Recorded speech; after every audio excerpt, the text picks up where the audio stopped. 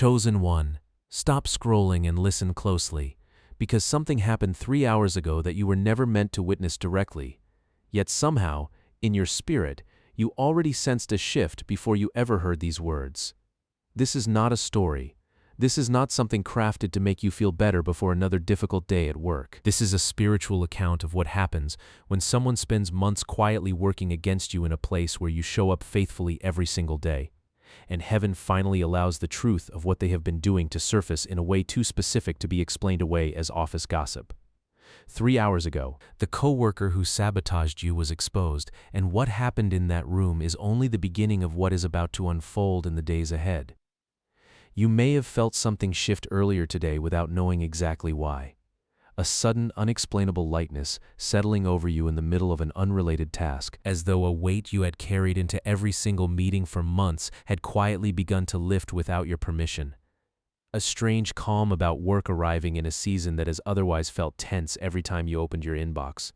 A name crossing your mind unexpectedly, followed by an odd sense that something concerning them had just occurred somewhere you could not see. None of that was your imagination working overtime after too many stressful weeks. It was the ripple of something shifting in a place you could not yet witness, reaching your spirit before it ever reached your inbox or your calendar. You have felt it for a while now, haven't you? The credit for your ideas quietly shifting towards someone else in meetings you were not even invited to. The strange, sudden hesitation from a manager who used to trust your judgment without question, now asking more questions than they used to, more carefully than they used to. The sense that information about your work was reaching people before you had a chance to present it yourself, always slightly reframed, always slightly less impressive than the version you actually delivered. You have wondered, quietly, painfully, whether you were imagining it, whether you were simply being paranoid about a workplace that was actually fine, or whether something deliberate was happening just outside your ability to prove it. You were not imagining it, you were not being paranoid. Something deliberate has been happening, and 3 hours ago, it stopped being invisible. I want you to understand something important before we go any further.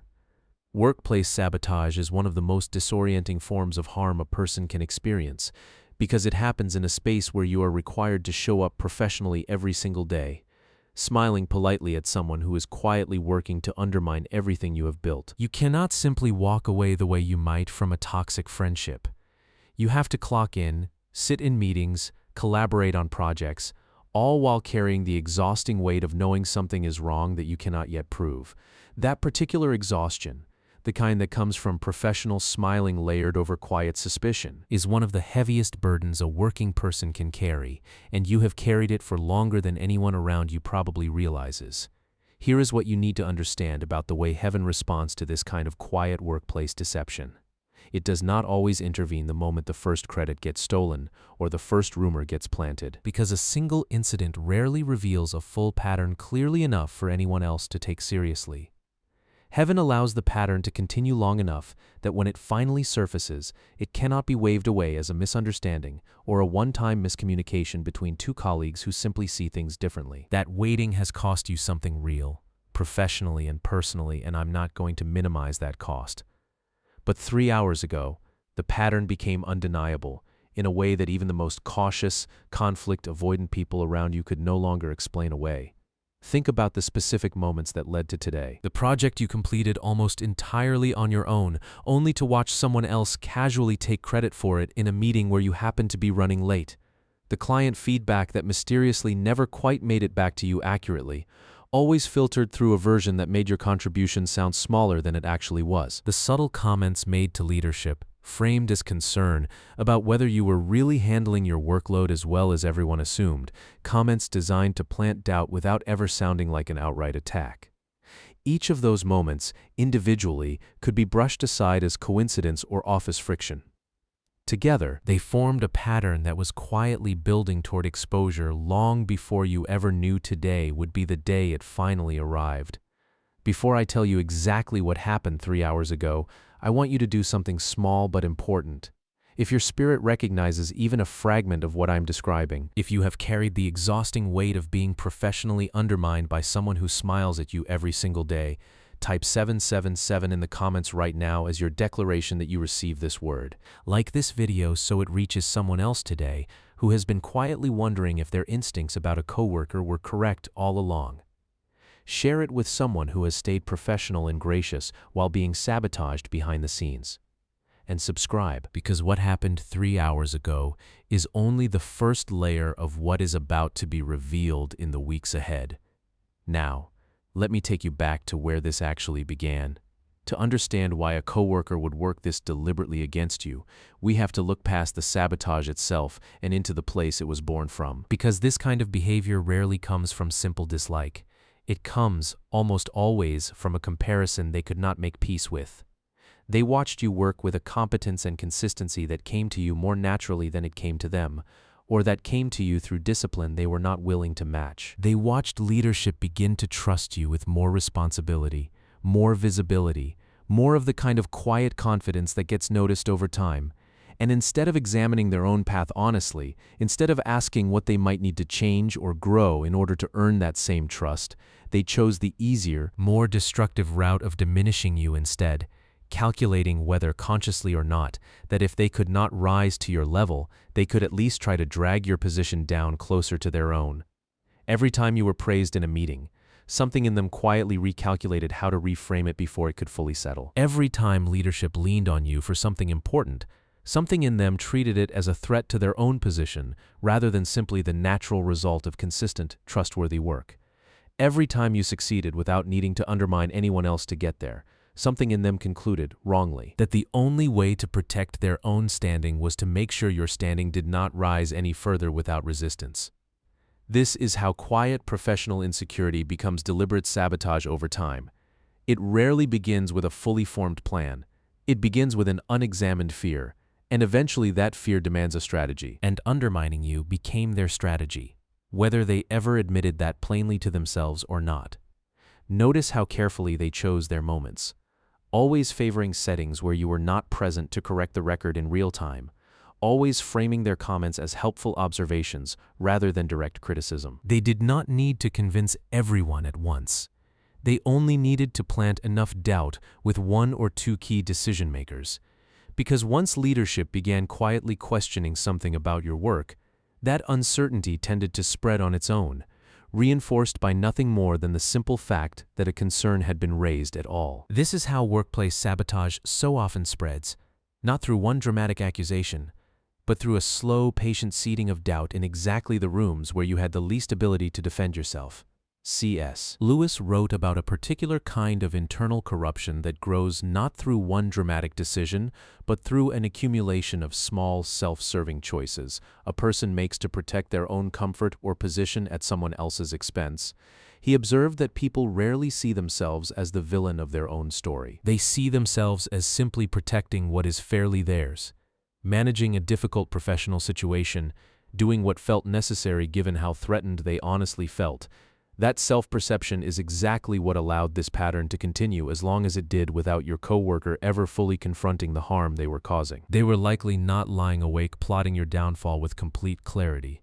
They were, more probably quietly justifying each small compromise as reasonable, one choice at a time, until the cumulative effect became something far more damaging than any single choice would have suggested on its own. Scripture speaks directly to this pattern of quiet workplace deception. Proverbs warns that the getting of treasures by a lying tongue is a vanity tossed to and fro by those who seek death. A striking image that describes exactly how unstable and ultimately self-destructive this kind of gain really is. Whatever ground your coworker has gained through misrepresenting your work, through subtly damaging your reputation to elevate their own, was never built on anything solid enough to last. It was built on a story that required constant maintenance to keep standing, and stories like that are, by their very nature, temporary, no matter how convincing they appear in the moment they are being told. With this understood, we can move into what actually happened 3 hours ago, because this is where the story turns, and this is where you finally see exactly how the pattern working against you began coming undone. 3 hours ago, in a meeting that was not called for this purpose at all. A routine conversation about project timelines led someone to ask a simple, specific question about who had actually handled a particular piece of the work. It was an innocent question, the kind meant to clarify a scheduling detail, nothing more. But the answer given did not match the paper trail that existed elsewhere. Emails, timestamps, drafts saved under your name at hours that made the other version of events impossible to sustain. The person asking noticed the inconsistency immediately, the way people notice something is slightly off even before they can fully articulate why. And instead of letting it go the way similar small inconsistencies had been let go before, they asked one more question and then another. You can imagine the particular texture of that moment, even without having been in the room yourself. The slight shift in posture when the first question landed a little too precisely. The brief, too casual laugh meant to deflect before a real answer was required. The growing silence around the table as more people began quietly recalculating what they thought they already understood about who had actually done the work. There is a specific kind of stillness that settles over a meeting room, the moment everyone present realizes, almost simultaneously, that they are no longer discussing a scheduling detail at all. That second question was the one your coworker was not prepared for. The explanation that followed was hesitant, inconsistent with something said earlier in the same conversation, and noticeably uncomfortable in a way that made the room go quiet for a moment longer than a simple scheduling clarification should have required.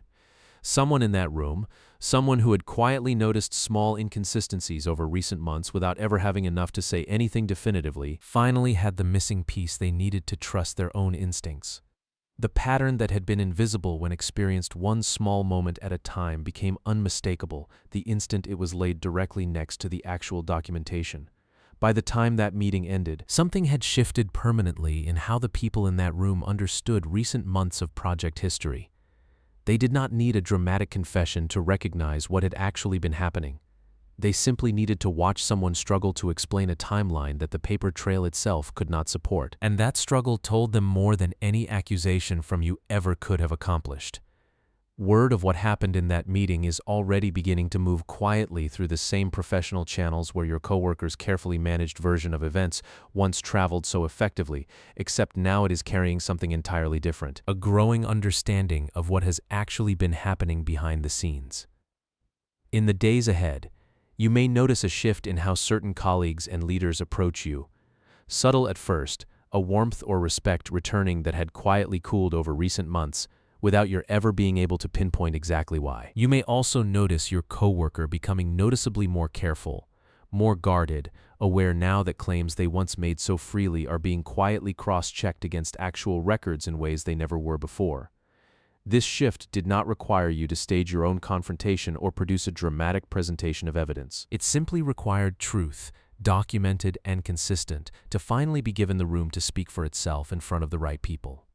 I want to caution you here because this is exactly the moment when people in your position often undo the very restoration that has just begun quietly unfolding. You may feel the urge to make sure every single person in that department fully understands everything that happened, to lay out the entire pattern in exhaustive detail so no one could ever doubt you again. I understand that urge completely, especially after carrying this weight silently for so long. But hear this clearly. You do not need to complete the work. Heaven has already started.